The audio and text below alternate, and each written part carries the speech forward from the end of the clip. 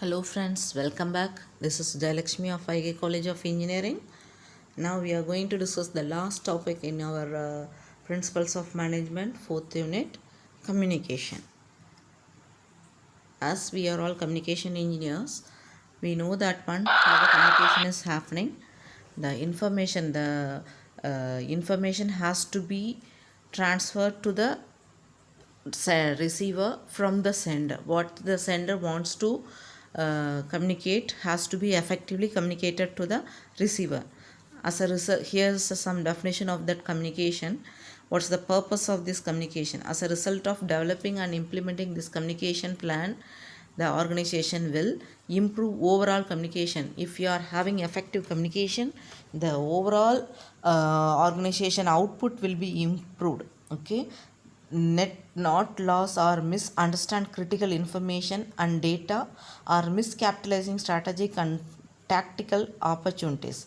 If you are having effective communication, there will be no missing of critical information process. Information transfer will be more effective yet more efficient. Information transfer follow up loose will improve follow up and task completion. If you are having a message to be passed to your subordinates, or if you want to get the output best what you are thinking, if you want to get it, you have to communicate in an effective way. The communication process, the message will be generated by the sender and it will be encoded and it will be transferred to the channel through the channel and it will be decoded at the receiver end. Similarly, if the receiver sends some message, it should be encoded and transferred through the channel and finally it will be decoded. Okay. Next, the chart showing communication flow in an organization. There will be a top level and the communication, that is communication will start from top level to bottom level, that is downward communication. Similarly, from the bottom level to upper, that is top level, that is upward communication. That is, if you are working in an organization, then the that is top level CEOs and that company's chairman will give some instruction. That instruction has to be taken to the next level people, that is managers. The manager has to take that to the lower level people. If there is any miscommunication between that, then what is expected by the chairman will not be given by the lower level people. Okay, so there should be a effective communication. Barriers of effective communication: physical characteristics, that is some people think that they are not look good, and if they are having that physical characteristics, that will be a barrier for the effective communication.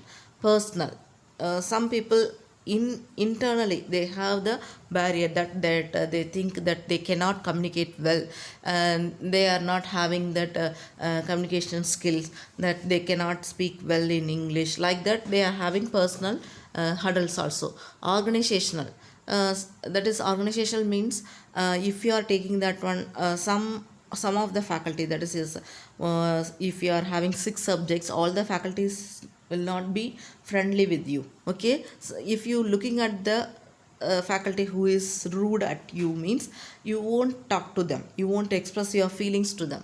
Okay, semantic, and it is a mechanical. Okay, if it is mechanical, that is if you don't want to share your feelings, means that time also it will be a barrier to that. Okay, how you can overcome the barrier for effective communication?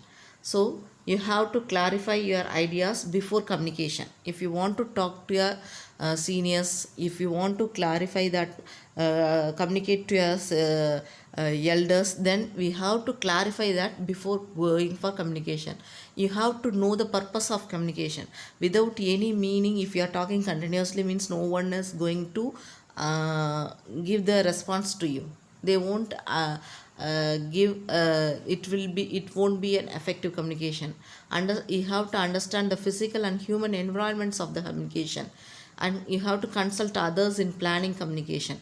When you want to talk to the principal of a college, then you have to discuss about that one, when you have to meet the principal, and how you have to communicate with him. Like that, you have to plan it priorly, understanding the contents and overtones of communication. You have to understand the value of communication to the receiver.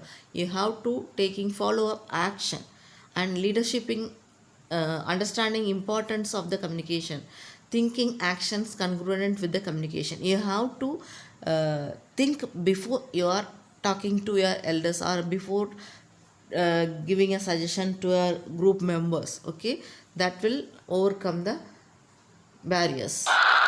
Next, impact on of technology on communication. A key purpose of communication technology is to facilitate effective communication between individuals or groups that are physically distant from each other, as well as providing it via cheaper and more efficient means. Nowadays, we are in a pandemic situation. We are working from homes. For example, I am taking class from somewhere else, and you are watching it through your phone, through YouTube. These are all the impact of technology on communication. This gives due to this one, the barrier of distance disappears. Organizations are outsourcing many jobs overseas. Through overseas, you are getting job opportunities. Video conferencing has proved very effective in terms of cost saving through cutting down on travel and other cost. Okay, these are all some advantage of technology in communication. Okay, that's all about the fourth unit, directing, and we will discuss the fifth unit in next video. All the best.